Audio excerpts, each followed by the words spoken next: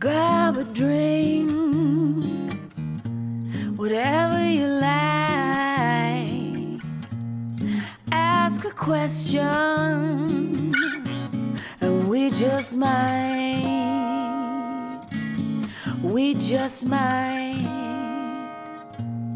give you an answer to it all in quarantine and alcohol.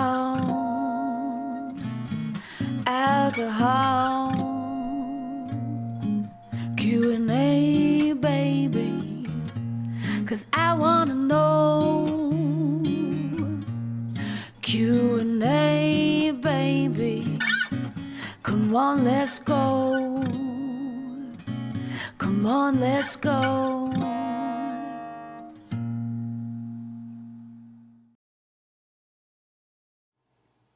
Hello. Hello. Waka, waka, waka. Hi, everybody. That was a snazzy theme song you had going on there. Yeah. It's nice. Took me a long time to write that. I did. I laid down that little loopy little acoustic guitar thing, and I said to Melanie, I said, can you just sing something over this? She said, okay, and then she just did it. I was like, all right, I guess we're done with that. Moving along. I mean, those lyrics were poetic. And they were. And alcohol. So, you guys know the routine. You can hear us? Oh, good. Lynn already said you can hear us. Can you see us? Can you And hear you see us? What's happening? Waka, Can waka, you waka. hear me? So, we're not really sure what this whole show's WEXT is about. here. Oh, that's nice. Hey, the best radio station in the world. We're not really sure what exactly is going on tonight. We had a bunch of people send in some video questions. We assume people have some more questions. Melanie is going to be sort of monitoring Facebook, and we have the YouTube comments here. I will say from the get-go that we are going to have a giveaway, but you have to be on YouTube for the giveaway. So if you're watching on Facebook and you want to switch over to YouTube, you can do that. You're screwed. You're screwed, or you can just stay on Facebook. You just can't win the prize, which will be a shirt. It's not like we're giving you a house. So. Dinner with Rich. Dinner with Rich. Dinner and drinks. Cheers, everyone. Happy Saturday. It's Cocktail Saturday. Quarantine and alcohol. I am drinking actually a Saratoga Springs beer to start off the evening. It's called White in the Glasses Wit. And it's our artisanal brewers, and they're right in Saratoga Springs. I'm drinking a nice artisanal tap water. For those of you that are not drinking this evening, for whatever your reasons, I'll be your buddy through this journey. It's all good either way. We're just here to hang. We are going to play, like I said, a couple of these video requests we got, and then we'll play a couple of songs, and then we'll take some questions from you folks. You want to just roll the first question? Let's do it. Let's do it. All right. Enjoy. So I was just sitting here lamenting to my friend Morticia here about how I get the world's worst writer's block sometimes and I can't get out of it. So I started to think to myself, I wonder how Cersei, Melanie, and Rich get over their writer's block. Maybe they can answer that question for us. What do you think?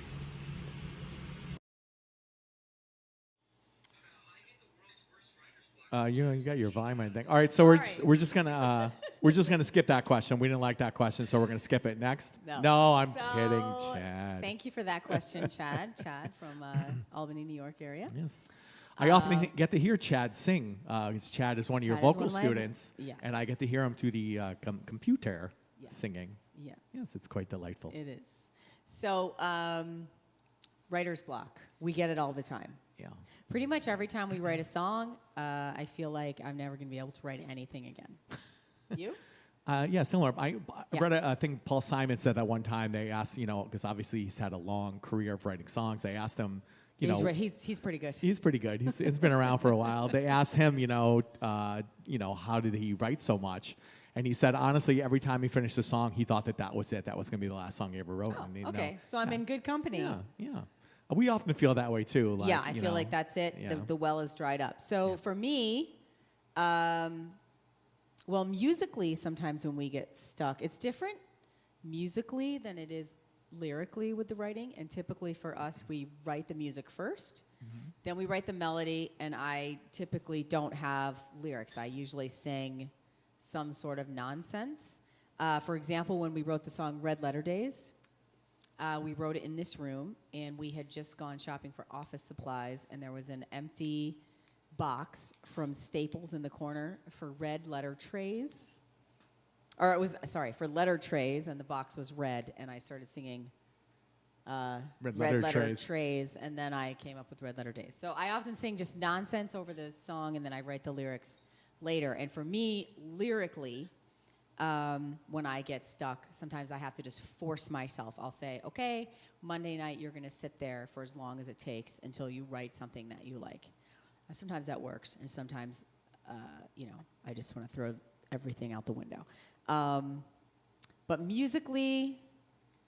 I mean, I don't feel like often I am stuck where I feel like I just don't have any idea. I feel often like I have one idea, like I might have a verse or a chorus part of the song, and I don't have the next part, and I often get, it's very frustrating because you're trying to come up with something that you like just as much, and a lot of times when we've worked on things for a couple of days, we often just shelf them, and then I have them, they'll stay on my iPhone or whatever, and then we'll listen to them like a month later, and it's almost like you forgot about it, and it kind of if you still like it, inspires you to yeah. Sometimes we think, oh, that just sucks, and then we don't work on it, and then sometimes we see if we like that idea or we come up with something else. All right. So there you go. Thanks for that great question, Chad. All right, let's roll this next one. Hey, Mel and Rich, Les and Bill here from Michigan. Yay!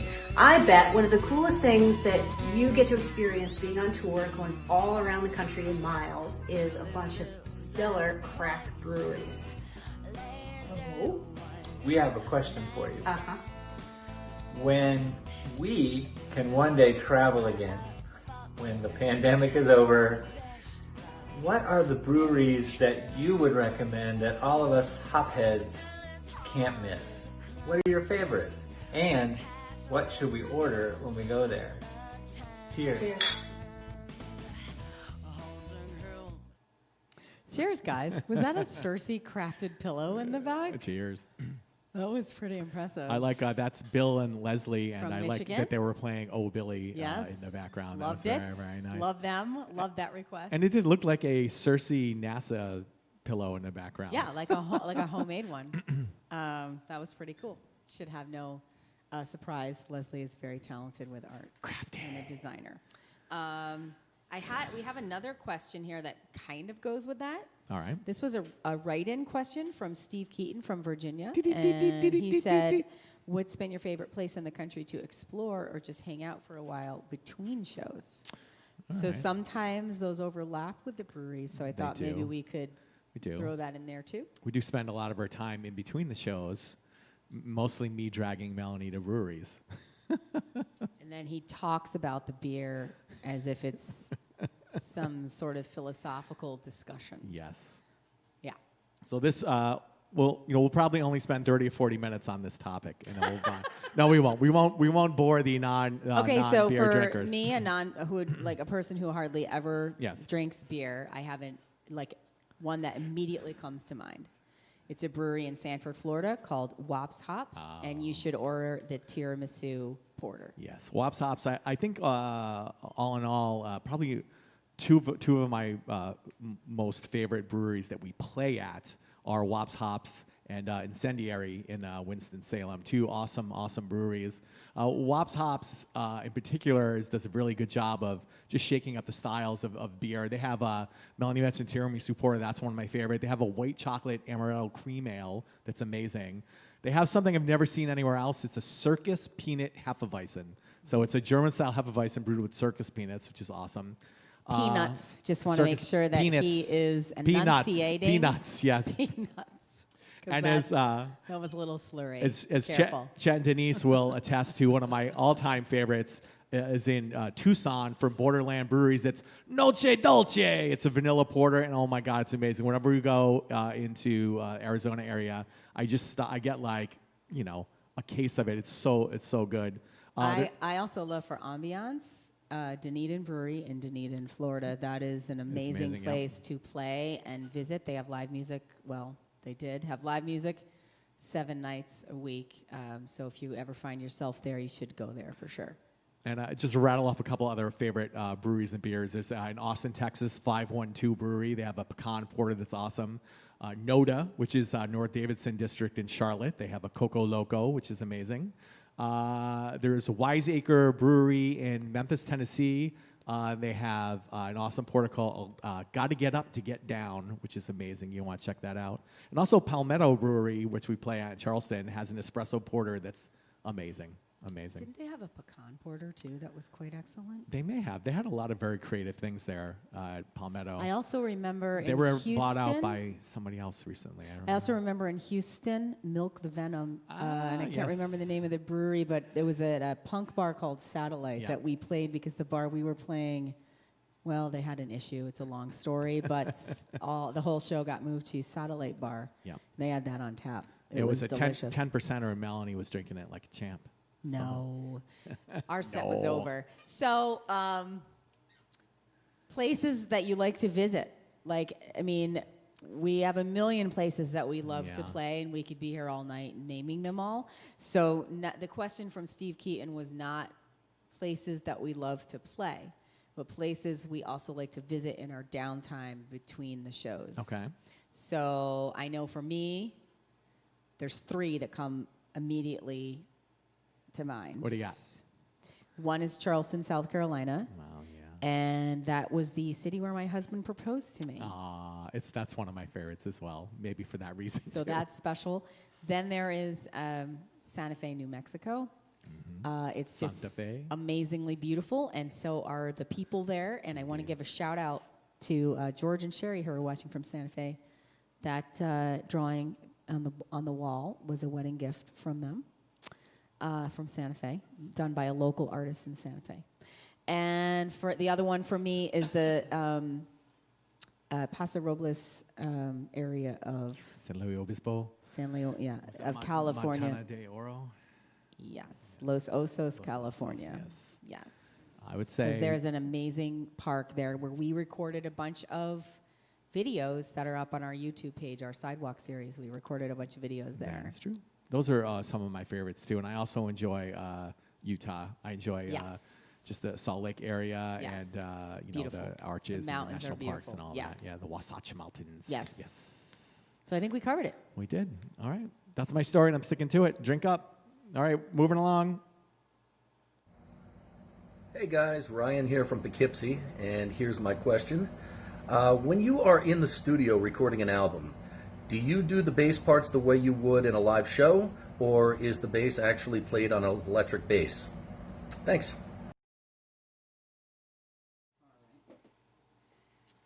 Yes, I am. Well, Rich, do you want to answer this one since it pertains to what you do in the studio? Okay.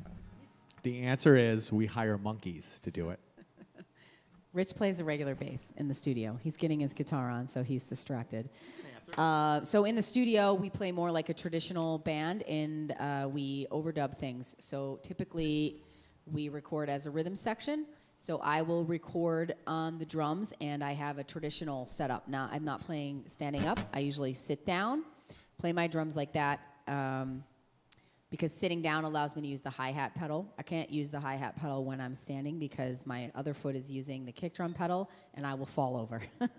So I sit down in the studio so that I have more flexibility to play some other things on the drums, and Rich will play a regular bass, and we will typically record bass and drums live. Sometimes he does a rhythm guitar track and drums live, whatever serves the song. Depends on the song. Yeah.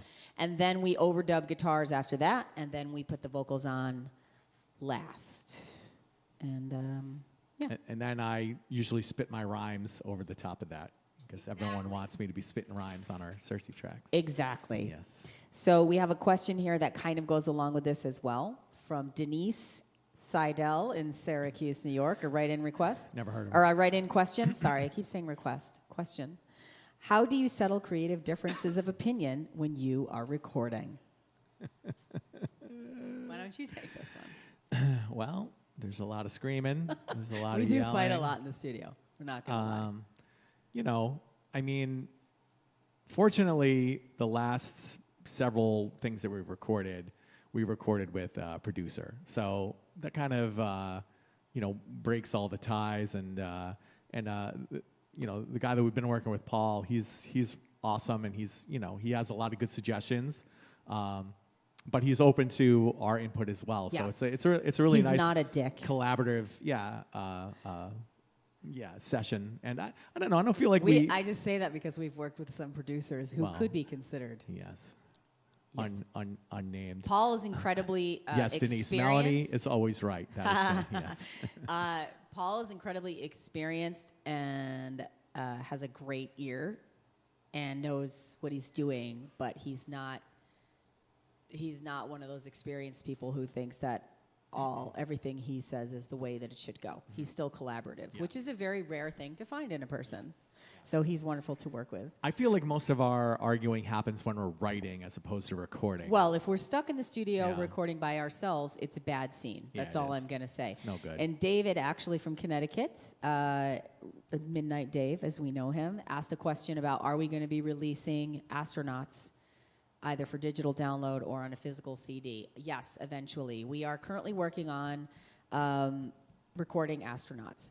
As you guys know, that's our new song. And we recorded a demo the other night before we went out to go try to find the Comet Neowise. And we sent it off to Paul to check out. And we have a phone conversation with him tomorrow. We're going to talk about some production ideas. He's going to virtually produce the song so that we can do it safely with social distancing. So we won't ever be in the same room. We'll just be kind of going back and forth like this. And yes, we plan to release the song. There seems to be a consensus at least in the YouTube comments that since we're married, you win all arguments now. It's true. So, I mean, the smarter half of the couple should generally win the arguments. That's how it goes. So if I made all the decisions, it would just be a disaster. Hey, that's a good lead-in. Hey, We thought that we would play a song for you that we wrote when we were recording Coming Into Frame. We were signed to a label. Also, speaking of disasters. No, we were signed to a label. It was a learning experience, and we got a lot of wonderful things out of it, including meeting Paul Q. Coldery, being able to work with him. And we also learned a lot about songwriting and recording and the music business. So all in all, it was a great experience, yes. I think. Glad we did it. And that's what my therapist tells me to say. And we wrote a bunch of songs for Coming Into Frame. And about 20 songs, 25 songs. Something like and that. 10 of them made the record. Some of them that we really loved, we released, and Sketches and Ghosts. And Goner, I think, was in that. And Goner was in that group too. So it was a decision. The decision made of Which songs made the record was decided by the label, the producers, and sort of us. Yeah, I think we were mostly in agreement, I think, Yeah. right? Yeah. Except for the ones that were, except for Goner and the songs on Sketches and Ghosts, because we really love those and they were never released, so that's why we released them later. But this song, I mean, we always kind of liked it, and so did everybody else. They kind of liked it, but it never really made the cut. We always kind of thought it was... Yeah. It showed up, our friend Chet that's watching posted an old set list from, I think, Shifty's in Syracuse, and this song was on there, and I only have like very vague memory of ever playing it live. I don't think we played it live more than like 5 or 6 times. But then I looked it up, and I found a demo that we did, and I was like, oh, this demo sounds pretty good. I said, this song sounds cool, and I said to Melanie, we should do this song tonight, and she said, I agree. So there you go. He couldn't believe it. I couldn't believe it. We practiced it about an hour ago. Well, we found the demo, listened to it, and we said, I remember this song, and then we practiced about an hour ago. So, you know.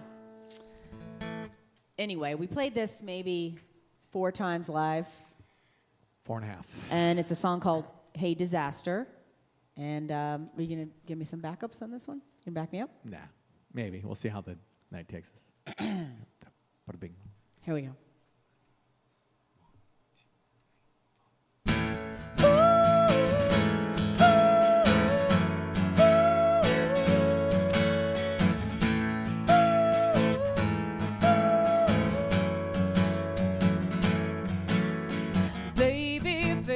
Sometimes life just breaks your heart and brings you like a beggar to your knees.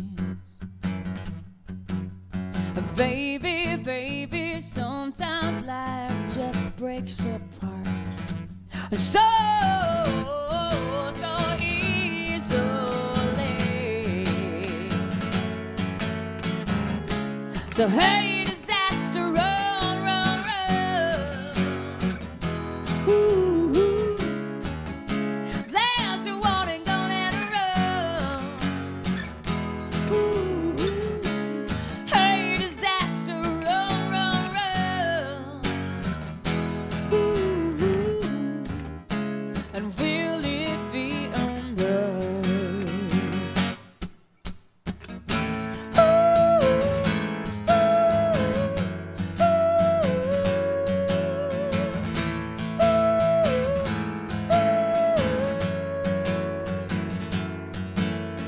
Maybe, maybe karma's gone and blown it, babe. Just a tempest in a paper cup. And maybe, maybe karma's gone on holiday. 'Cause I ain't ever seen it worse. So hey, disaster, run, run, run. Ooh, ooh. There's a warning, gonna let it run. Ooh, ooh. Hey, disaster, run, run, run. Ooh, ooh. And will it be enough to have the strength to get up? To have the strength to give up.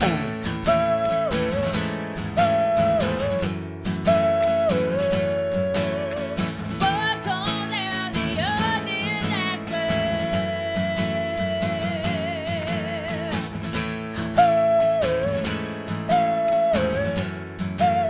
Your disaster.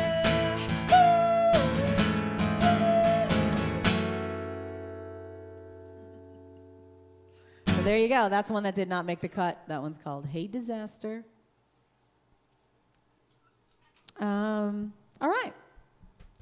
Thanks, guys. People Cool are saying they beans. like that one. I saw someone ask a question. I think it was Dawn Stanhope. She said, if we could jam with anybody, who would it be? I think we have the same person. Count to Probably. 3. Ready? Yeah. 1, 2, 3. Paul McCartney. We recorded with one of the not nice producers in New York City, and Paul McCartney had recorded some stuff there, and there was a piano in one of the rooms that he played, and I went in and I played it just so I could say I touched a piano that Paul McCartney played, which is pretty cool for me. That was as close as I think I'm going to get to actually jamming with him. Being in the same space a week later. I also peed in the same toilet that Paul McCartney peed in. You did. There probably still is some of his DNA probably still in that bathroom. Let's go. All right, moving on from that. I'm going to roll this next question. What's your favorite toy, Melon Rich? That's our friend Christina from North Carolina asking that question. What is our favorite toy? I knew this question ahead of time, so I actually have a toy prepared. You do? Oh, I see. That's very I nice. have a prop. Christina, to answer your question, this is my favorite toy. This is a very well-loved teddy bear. His name is Andy Panda, and he's quite old. He's an antique, I think. Looks like it. Yeah, He's got like an antique. He's got a fresh outfit though. He's got a really nice scarf. Well, I knitted this scarf for him when I was little. That's one of my. Well, I don't know if it's a skill anymore. I could knit a long time ago. I don't know if I still can. So, my mom taught me. I think my mom's watching. Hi, Mom. So, Andy Panda was my dad's teddy bear. And when I was a little girl, I was having a lot of nightmares and would wake up crying. And my dad came in to check on me. And I said, I just wish that I had someone to hug while I was having the nightmares. And he went down into his, I don't know, wherever he kept his things that he loved. And he brought me his Andy Panda teddy bear. And he told me that this was his teddy bear when he was a little boy. And it helped him a lot. And so I have it. That's really nice. So that's my favorite toy. What do you got? Well, I don't know if I have a favorite. I have a very memorable toy that is probably one of my favorites and was definitely one of my favorites as a kid. You may or may not know that I like Star Wars. It's kind of a well-kept secret. When I was a boy, I don't remember how old I was, I always wanted the Millennium Falcon. It was that giant toy, and it was old school toy, so like it didn't have lights or special effects on it. It had like a button on the side, and when you pressed it, it went bang. That was like pretty much it. You know, it took like 20 D batteries just to go. But it was a toy that I really wanted, and it was very expensive. And my parents were divorced, and there was often talk of. Is your mom watching? Are you gonna she's watching? Are you gonna blow up your I'm hoping spot on this? I'm hoping maybe she's not watching right now. But, you know, when parents get divorced, you know, often there's a little bit of a money crunch. So, you know, often I was told that the toy was maybe too expensive and I couldn't get it. So as luck would have it, one day I was coming home from school. I got off the school bus. It was a short walk from the bus to my house. But when I got off the bus and I walked a few feet, I saw on the ground that thing that brings joy and delight to all of us, even as adults. When you see it on the ground, it's instantly recognizable: money, like a rolled up bill that clearly was not a $1 bill. So I did what most children would do, I like to think. I bent over, I picked it up, and then I ran as fast as I could all the way home. It didn't look back, and I ran into the house. I was totally out of breath and went in, closed the door to my room, and I opened it up, and it was two $20 bills rolled up. It was $40. So I told my mom that my dad said I could get the Millennium Falcon, and I told my dad that my mom said I could get it. So my mom actually said, well, okay, and I said I got the money from the other parent. So my mom brought me to Toys R Us, Child World, I don't know, somewhere. If your mom is watching, you're in so much trouble right now. She's not watching. And I got the Millennium Falcon, which was, I think, about $40. And I still have that toy to this day. And I played the hell out of that toy. I asked him to dig it out of his Star Wars museum. It's buried. It's buried. It's right buried. now. It's buried. But, yep, that was it. Favorite toy, Millennium Falcon. Mom, I'll talk to you about that tomorrow. Hi, Mel and Rich. I actually have 2 questions for you, and if you don't want to answer them, I totally understand. My request, or my question was, what advice would you give to younger musicians? And since I'm getting older soon in August, what were you like when you were 18, and how has your music changed as becoming a more experienced player? My first advice would be to maybe not keep that $40. Thanks for your question, Emily. That's Emily from Sanford, Florida, who has come to see us at Wops Hops. Yes, actually, that's true. Yes. How has my music changed since I was 18? Well, when I was 18, I did not know that I could be a musician. I did not know that that was a career path that I could take.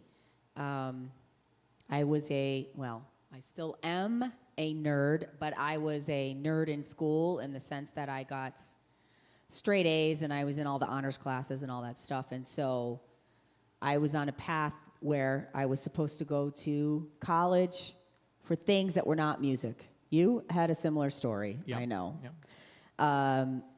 Things that were, real jobs where you could get paid and have a real career. And I was pre-law in school and supposed to go to law school, and I did not really know that music was a career. I knew that being a music teacher was a career, and I have so much respect for music teachers, but I could never do it because I saw how a lot of the students in my classes treated the music teacher and treated music in general. So I knew that I could never do that. So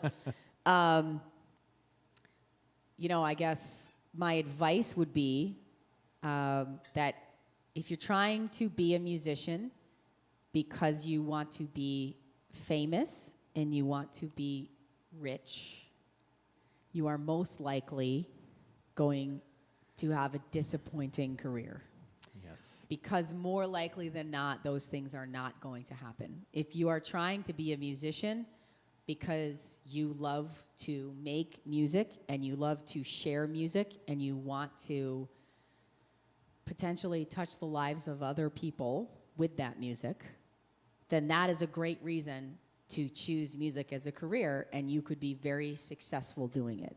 Rich and I are not famous, we are not wealthy, but I feel like we are successful in our career because we have people from all over the world that will message us and tell us that our songs have affected their lives. And so for me... And there's lovely people like you watching us talk about toys. That's right. So for me, that's successful in music. Mm-hmm. That would be my advice. I don't know if my music has changed very much. I mean, I feel like the bulk of my younger days in music was just trying to figure out how to play my instrument or other instruments well, and then just the writing, creative aspect came later. I would say my main advice to young musicians is play with as many different people as possible. Like most of the stuff I learned, I never took lessons in anything. Almost everything that I learned was from other people, from playing with other people. They weren't necessarily all playing style of music I liked, or they weren't writing the kind of things that I liked. But there's always something to learn from everybody, especially playing with them and just being in a situation where you're not confident, like playing a little bit outside of your comfort zone. Yep. Really helped me to grow a lot as a musician. And it's scary because you sometimes feel embarrassed or like a jerk, but it was, in the long run, it was very helpful to just put myself out there and suck and be bad at it, but just learn from the people around me that were good. I would also say try to go out and listen to as much music as you can and meet other musicians and ask them questions and learn from them and make connections, because one of the main ways that Rich and I are able to tour, when touring was a thing, one of the main ways that Rich and I are able to tour is by trading shows with other bands from all over the country. And so that we'll set up a show for them when they come here, and they set up a show for us when we come there, or we trade leads and information, and we help each other because it's a community. We're not competing with those bands. It's a community. So that would be also some advice I would have. Cool. We had a writing question, I think, from Maggie from California. Did you have that down there?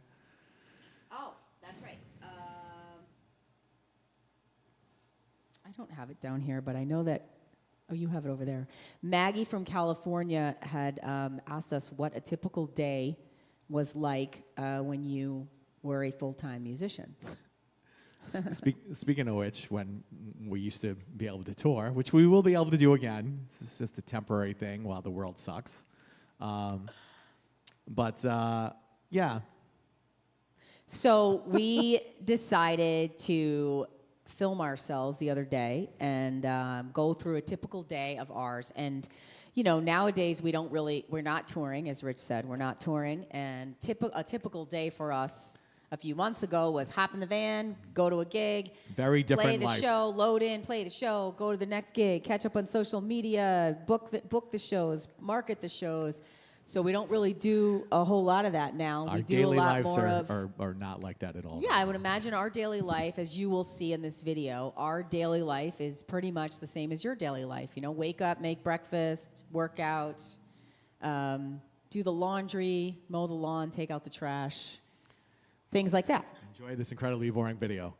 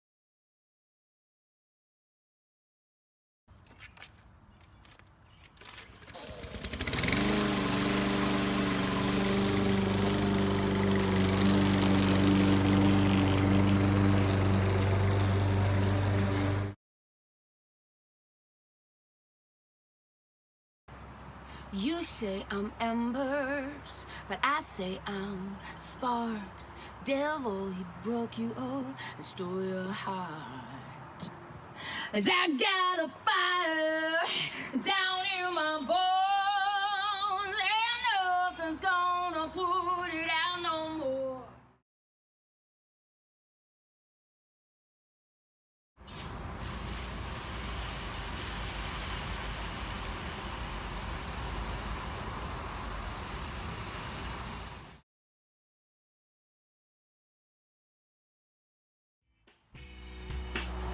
So I wrote me a letter, asked for some better days, supposed to come from within.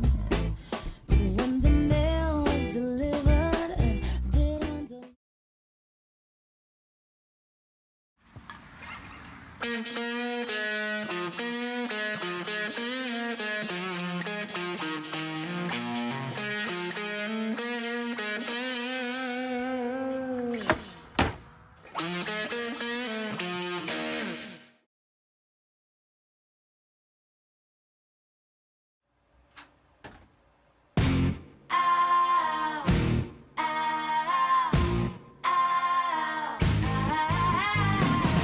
For bird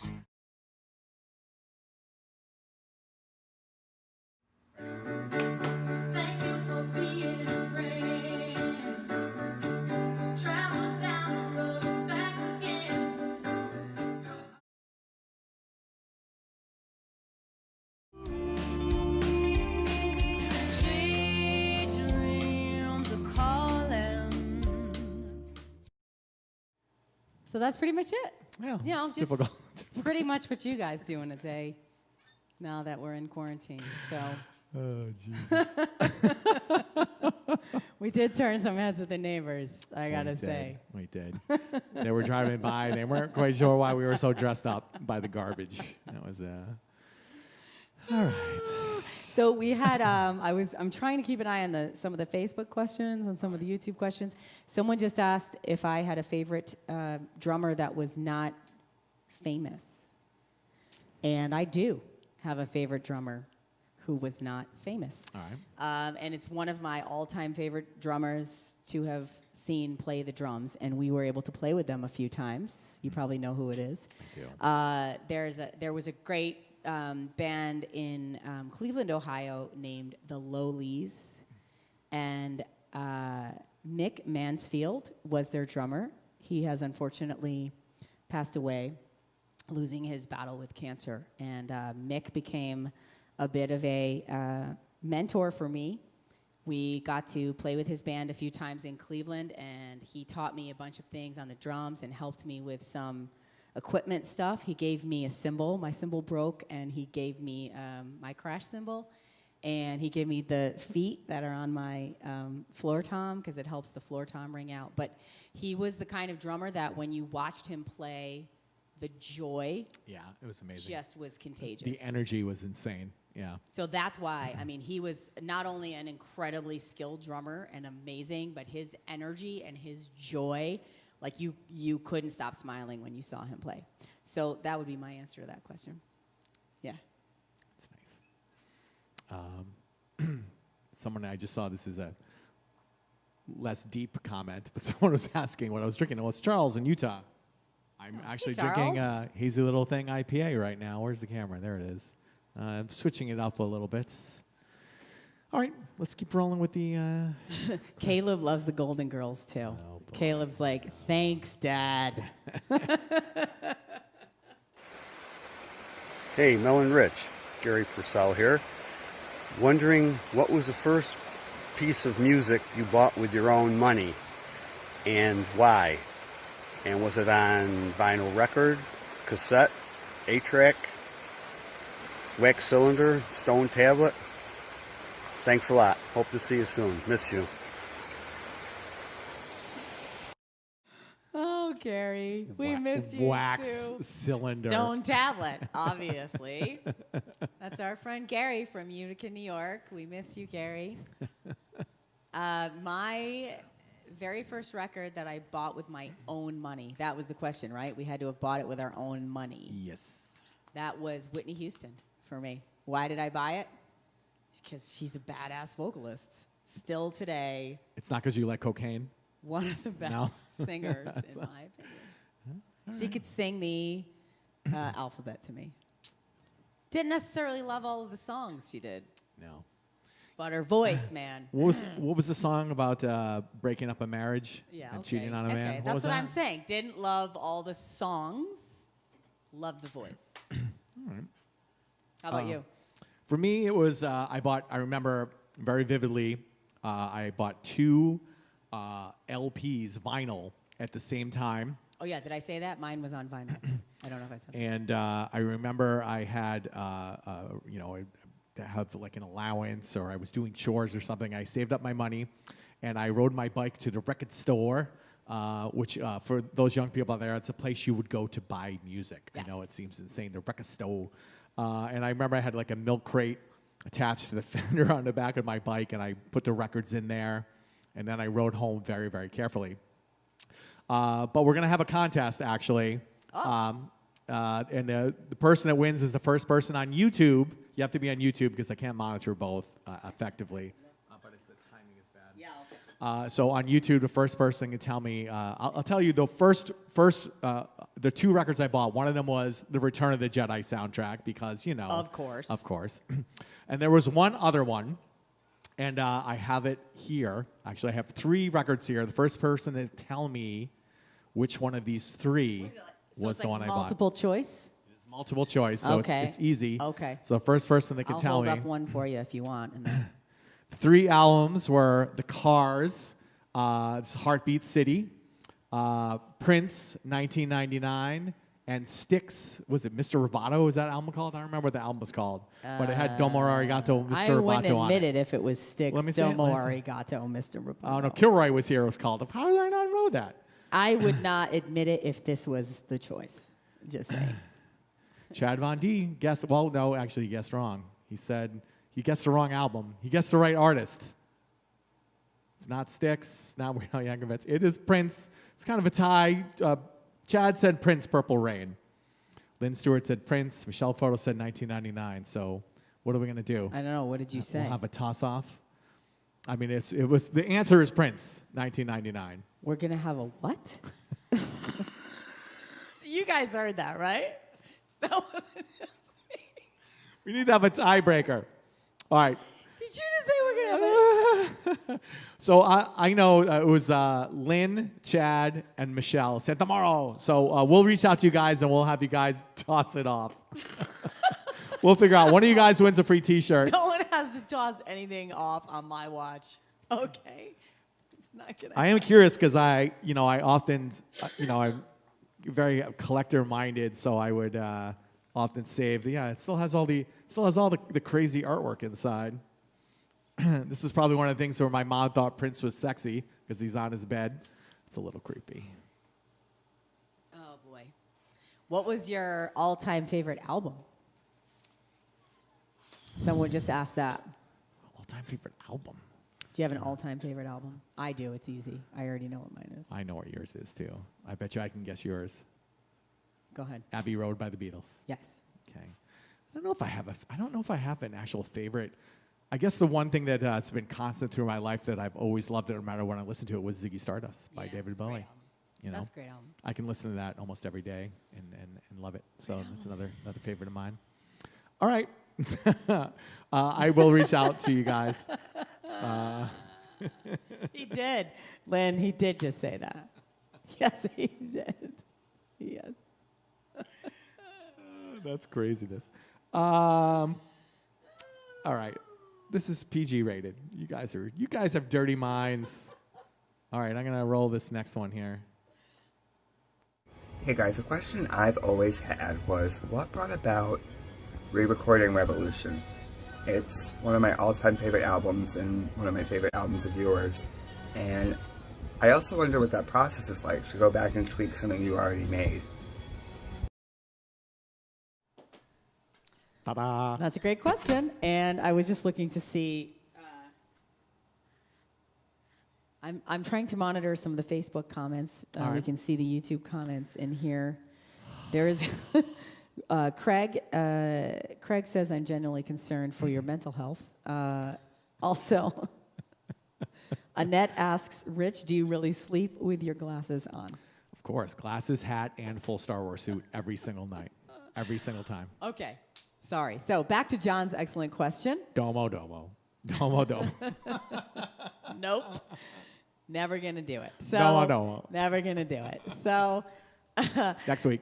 John's question was, why did we re-record Revolution? We actually did not re-record Revolution. We didn't re-record it.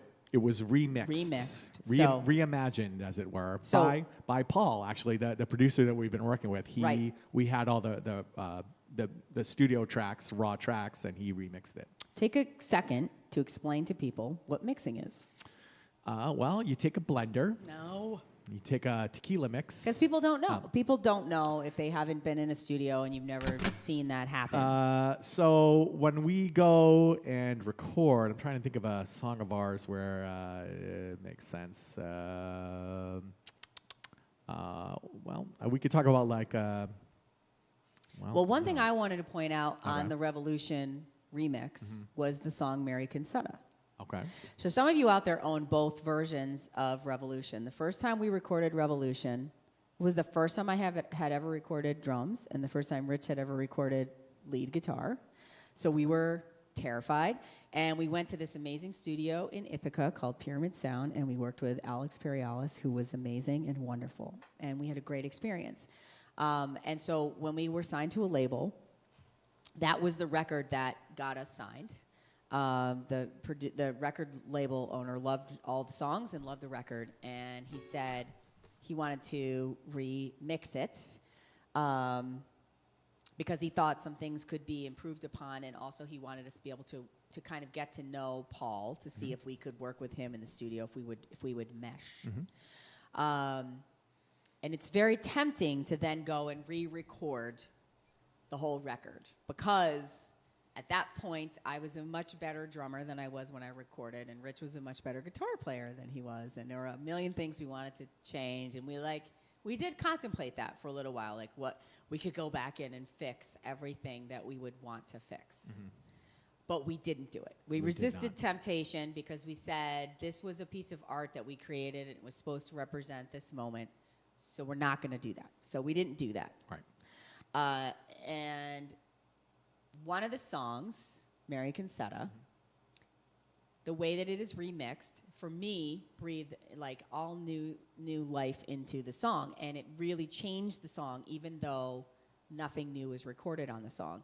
So like we said earlier, when we go into the studio, I lay down drum tracks, Rich plays the bass part, then we layer guitar parts. There's usually several guitar parts in a song, and then I go in and sing the vocals last. And as you know, in that song, there are several vocal parts because I'm singing harmonies and backups and stuff. So Rich had put down I don't know if you can do this on acoustic. I don't want to throw you under the bus. No, like Melanie was asking about remixing. When we record everything, everything's kind of isolated in its own little track, and they can raise and lower the volume of it. So in the chorus, Mary Concetta, the main rhythm guitar part is.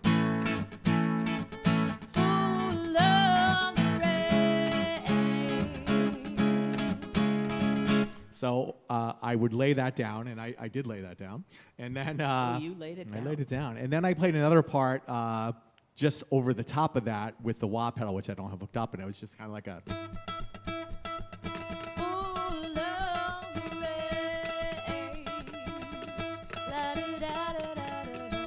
And that kind of just existed over the top of it while the bass notes were changing.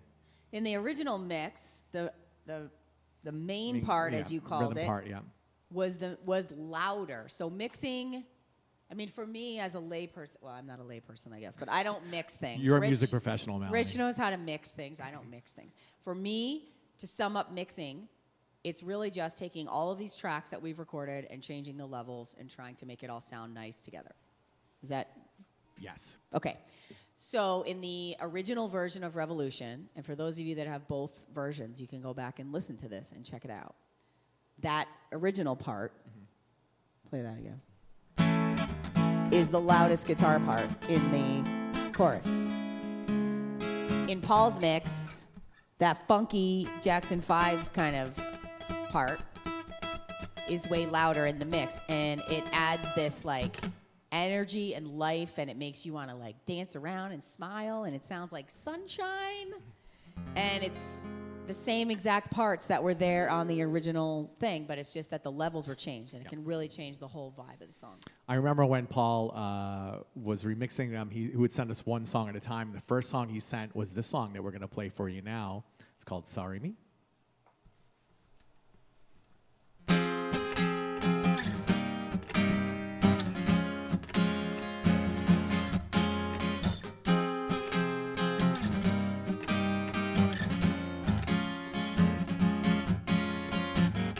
There is a secret that is sleeping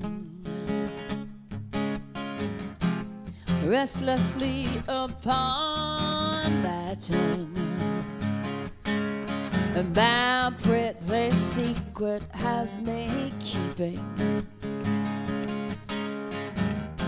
recklessly around everywhere, 'cause I should be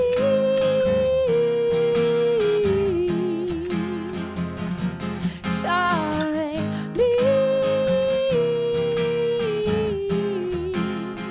Oh, so sorry, and you could say I'm far too happy, too much so for to write this song. And I'll agree I'm far too happy, even if I've done nothing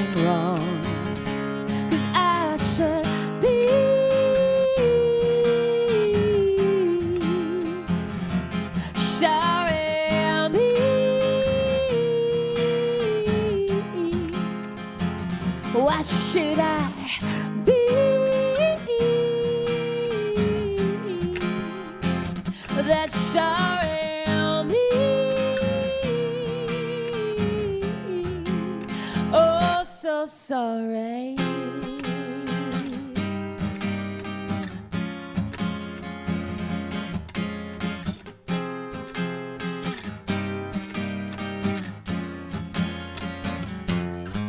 Oh, I've been the girl wearing the world, but it's over. I finally see it's not all on me, so it's over. And guilt fits like my favorite sweater.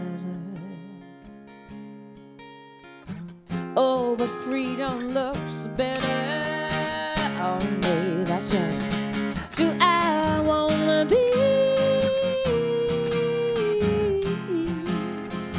that sorry me.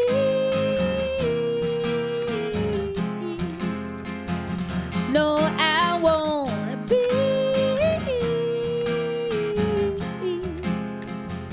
that sorry me. Better for me. So sorry.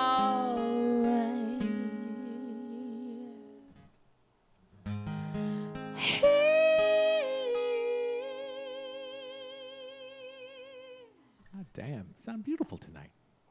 Well, thank you so much. I got clearance for singing from the doctor. So Rich and I are going to be doing a show next Saturday, an acoustic set. All right. Right? Let me see if I can get that queued up here. I got a little magic trick here. I don't know if it's going to work, though. All right. I'm going to try it. Ready? Mm-hmm. I'm nervous. It is. It worked. There All you right. go. Saturday, July 25th, 8 p.m. Eastern Time. Oh, natural. That's some pretty nice Circe photoshopping right there. Natural. I don't know what you're talking about. We posed for that. So it's going to be an acoustic show. I'm not really cleared to play the drums yet, but soon. Yeah. Everything's going really great, and I'm that'll feeling be, really great. And thanks that'll for all be your well wishes. Next Saturday at 8 o'clock. Let's see what else we got going on here. We got more requests? No, questions. Or not requests. I keep more saying questions. requests, Yeah, too. I know. Enjoy this. This one has a special place in my heart. Hey, Rich and Mel. We were wondering, if you liked a football team, what football team would it be? Because I love the Steelers. The Steelers are the best. They're definitely the team for me. We were just wondering what you thought. Inquiring minds in Erie want to know. Thank you. I don't really know much about sports. What a deep voice you have. Yeah, I don't really know much about sports. Yeah, we're not really necessarily sports fans. I mean, I don't know. I don't know if people actually like the Steelers. I mean, what could be worse than liking the Steelers? Probably liking the Cleveland Browns. I can't imagine anything worse than liking the Cleveland Browns. He's gonna disown you. Maybe. That's Brian and Alex from Erie, Pennsylvania. Brian actually did write in a very thoughtful question that I thought we should answer. All right. From each of your perspectives, what is one thing that continues to amaze you about your partner that you admire? You want me to go first? Or you want to go first? For me, I'm still amazed that you married me. I mean, it's a very admirable quality. It takes a strong woman. You go first. I only supposed to mention one thing. Oh, one thing. One thing that amazes me about you still. There's many, many things, and that's not me just blowing smoke. There's many things that amaze me about Richard every day. I would say the thing that amazes me the most about you is that you approach every day with enthusiasm and an open mind, and you always try to, like, you approach every day without fear, and you like jump in and you try to learn something new and do something new, and if there's something you want to do and you don't know how to do it, like, you just look it up and then an hour later you're doing it. That's amazing to me. That's very nice. Like, I'm not just talking, like, I mean, musically, you just do that. And I don't know, like, you just learn these things. I went to the University of YouTube. You're amazing with that. I don't know how you do all those things, but it's amazing to me. And you're so creative, and you constantly make me want my to try to God. be a better version of what I am. Holy crap.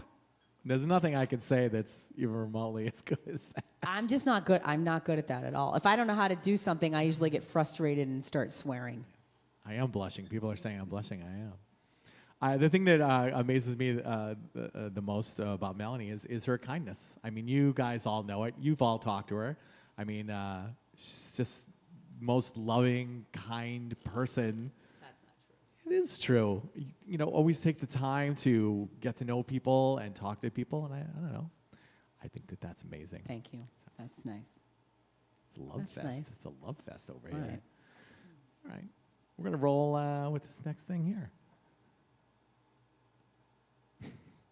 Rich, with time, space, money, and your band's awesome image, with your Rickenbacker not being part of the equation, what guitar would you like to have most? Or at least go back in time and borrow and play it? Brownie. I think of Sorry Me when I see Brownie. That's our friend Brownie, Eric. Because he did Sorry Me with his students, right? Is that true? Yes. Yeah. Yes. Yeah, that's cool. Yes, that is a fellow guitar player asking guitar questions. I have a question here that Ruth Walcott from upstate New York wrote in, and her husband Larry is an amazing guitar player who's jammed with us a bunch of times. Larry was commenting a bunch of times there. Larry's amazing. Ruth wrote Larry in plays crazy with us. He does. Ruth wrote in a question also about your guitar stuff. All right. So I thought maybe you would want to take these questions together. Okay. I have a slideshow prepared. You guys Ruth ready? said, I'd like to know what is Rich's favorite effects pedal. Oh. Well, okay, I let's get just that. see his MVP pedal, if you will. Okay, so yeah, that's what she wants. Okay. Well, guitar-wise, like just as far as like the type and generic, obviously I play Rickenbacker, which I love. But if I didn't have a budget and I could buy any guitar I wanted, it would be a Gretsch Falcon, and I got a picture of it here. Let's see if this works. It does work. Pretty. And that's the color I would actually choose. So if you want to buy me this $3,600 guitar Do not buy him that. for Christmas, that's awesome. It's got a Bigsby tremolo, and I do have a Gretsch that our friends George and Sherry actually gave us. The Beast. The Beast. Beautiful the guitar. 70s Gretsch from Santa Fe, and I have kind of like the cheaper version of the Falcon, which is the Gretsch Electromatic. Which is about $600, and I've used that in a bunch of recordings. I don't really play out with it very much. As far as pedals go, oh, that's not a pedal. Is that a pedal? That's Paul McCartney. Paul McCartney. Did you want to talk about him? Oh, let's talk about that. Yeah, actually, if I could go in time, or I could play any guitar I want. I mean, that's Paul's iconic acoustic guitar. He had that Red Wing sticker put on there. Somebody gave it to him. I just read today because I was curious why it was on there. I think in 1976, and he really liked the look of it, and he put it on there. But I mean, that guitar, is just toured the world with Paul, so it would be really cool to get my hands on that. Or also, I would love to play Paul's Rick bass because I've always wanted Rickenbacker bass. I've never had one. I do have several basses, but none of them are Rickenbackers, and that's Paul in the Wings years playing that awesome thing there. So there's my pedal board.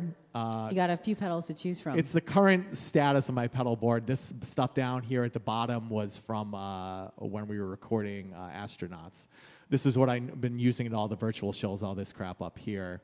There's lots of kooky crap on there, but we won't have to go until that. I would say the workhorse pedal that I go to, MVP, is probably this Full Drive 2. It's from a company named Full Tone. And that's what I do for my main distortion. So it's got 2 channels. I won't try to bore the non-tech people with this, but it's got just like a basic distortion, and then it's got this little knobby knob over here on the right for boost to get kind of like a searing guitar solo-y type stuff.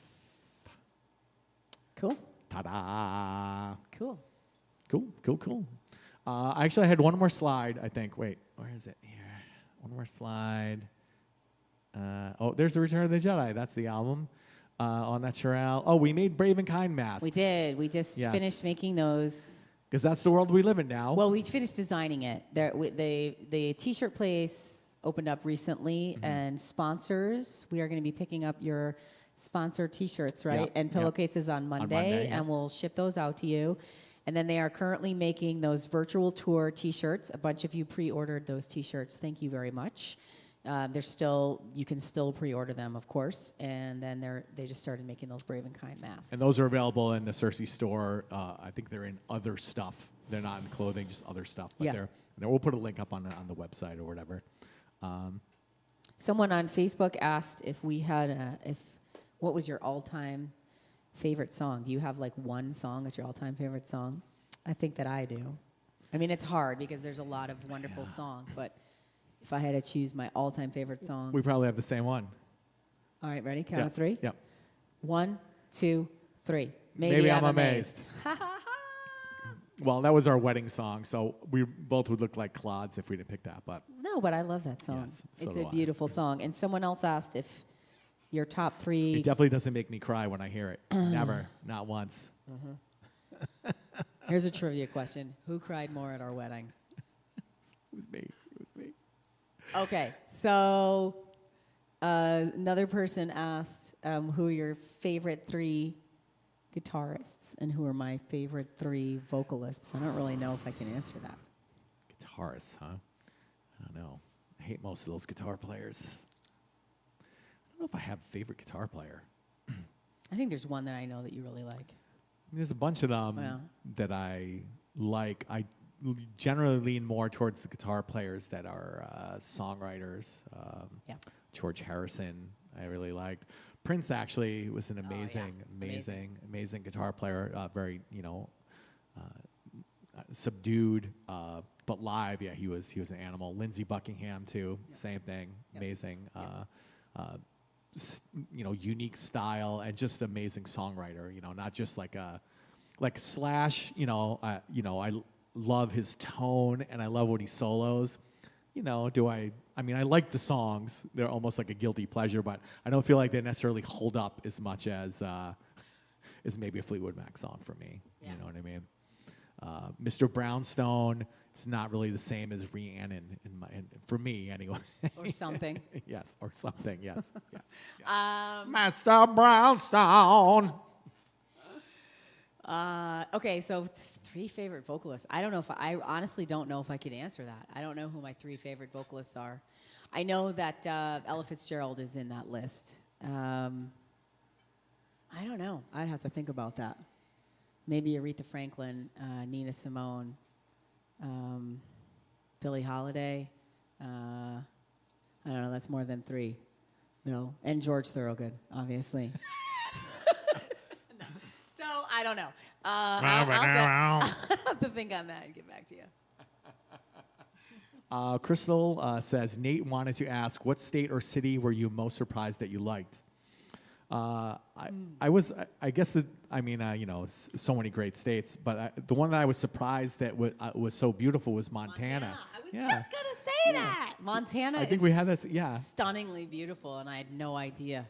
It's like, a lot of wide open space, but it's not as flat as going through like Iowa or Kansas. There's just these rolling hills and just the way the sky looks in that. I was surprised. I was like, wow, I expected it just to be a big flat state, but it was very beautiful. We had a question here too from Lindsay from Connecticut. She wrote in, are there any new artists or bands that you are listening to? I personally would like to give a shout out to someone who became a friend of ours, but that's not why I like her. Her name is Tania. That's spelled Tenia, and she just released a new album, and it's amazing. And today she just dropped a new music video for her video called Black Empress, and she did it with a $100 budget, an iPhone, and in quarantine, and it's pretty awesome. So if you have a second, you should check her out. She's fantastic, and also a lovely human being, which we know firsthand, because we played together a few times. So, yes. How about you? I would say check out Adam Ezra. Yes. He's been on our show. Fantastic. We were on his show. He's amazing and also a lovely human as well. I agree. There's I know this is kind of a weird setup, but there's a duo that we played with They're from, I think we mentioned them before, they're from San Jose, but we played with them in Salt Lake City. And it's kind of a hard thing to grasp because the concept is so weird, but they have a drummer who sings, and they have a guitar player who plays bass with his feet. So, like, you know, if you can wrap your head around that I don't know if you guys have ever seen anything and like they're only a two-piece, but their sound is huge. They're called Cloud Ship. Cloud Ship, I think that's all one word. We played with them a couple times. We were supposed to play with them in San Jose and Fresno. Oh, that's right. They're from Fresno, not San Jose. They're from Fresno. We played together in Utah. In Utah, yeah. So fantastic band. Yep. Fantastic guys. Yep. Check them out too. I mean, I think that's all the questions that I had here. Did you guys have questions that we didn't answer? I'll make sure that we have that toss off for the T-shirts. We'll do that. No. At some point. No. All right, everyone. We'll wrap it up. Happy Saturday nights. Thanks for the great questions. Thanks for hanging with us. Join us next Saturday. We're going to sing some songs. That's right. We're going to have the All Natural show. If you have some requests, send them in. If not, we'll pick the songs ourselves. All right. Be God well. bless, guys. Take We care love of you. each other. Yes. Behave.